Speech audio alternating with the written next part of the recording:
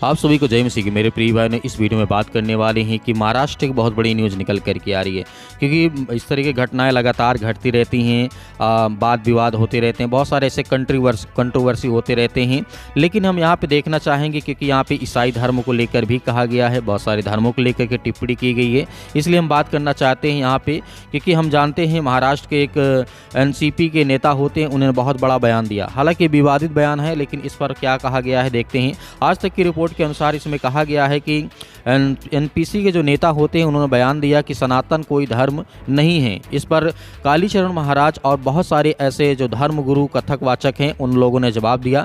लेकिन इसमें एक विशेष बात यहाँ पे आ जाती है कि कालीचरण महाराज ने कहा मूर्ख लोग सनातन धर्म की आलोचना कर रहे हैं। बोले कालीचरण महाराज ने कहा है कि हिंदुओं को धर्म रक्षा करने का प्रयास करना चाहिए, जो भी सनातन धर्म की आलोचना करेगा उसकी पहचान अज्ञानियों में की जाएगी। मूर्ख लोग सनातन धर्म की आलोचना कर रहे हैं क्योंकि हमने जिस तरीके से जगदम्बा को दीक्षा देनी बंद कर दी है और इसके सिर धड़ से अलग करने की कोशिश नहीं कर रहे हैं।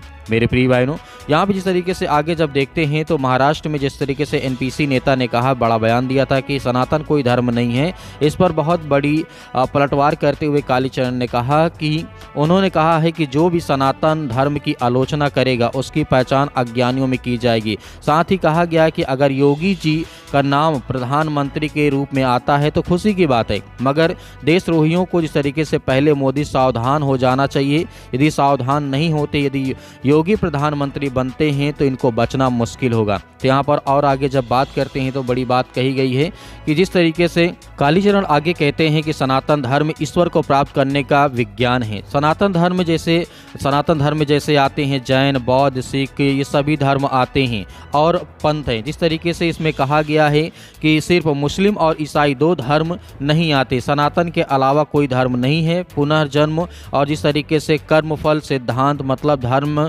कि ये इस्लाम और ईसाई धर्म में नहीं है, इसलिए ये कोई धर्म नहीं है। और यहाँ पर बड़ी बात ये निकल करके आती है कि सबसे इसमें फोकस इस बात पे किया गया है। कालीचरण ने कहा कि यदि मोदी के रहते हुए जितने भी विरोध करते हैं सनातन धर्म का या हिंदू धर्म का विरोध करते हैं या गलत टिप्पणी करते हैं या और मुस्लिम धर्म के ईसाई समुदाय के लोग यदि करते हैं, तो यदि अभी मोदी के रहते हुए यदि सुधर जाते हैं तो ठीक है, अन्यथा जिस तरीके से योगी जी अगर प्रधानमंत्री बनते हैं तो इनको बचना बहुत मुश्किल होगा। तो ये बहुत बड़ी विवादित बयान है। यहाँ पे आप क्या कहना चाहते हैं हमें कमेंट बॉक्स में कमेंट करके जरूर बताइएगा। मिलते हैं नेक्स्ट वीडियो में।